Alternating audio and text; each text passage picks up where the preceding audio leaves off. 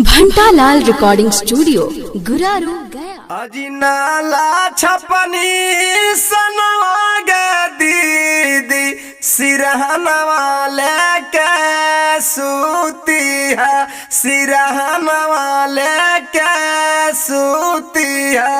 संझिया बिहनवा गे चाची मोहरवा मरला सीखी है। संझिया बिहनवा गे चाची मोहरवा मरला सीखी है, मोहरवा मरला सीखी है।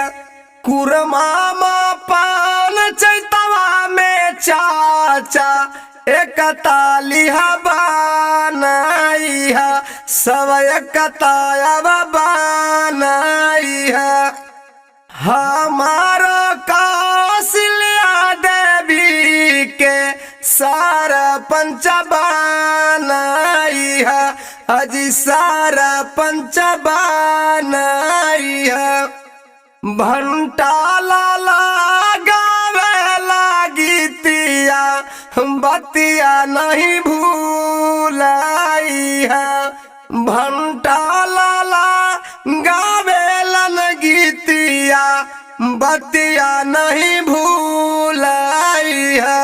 कि नाला छप चूनो चिन्ह पर भैया मोहर सब लगाई है। क्रम संख्या 3 पर भैया मोहरवा सब लगाई है। घंटालाल रिकॉर्डिंग स्टूडियो गुरारू।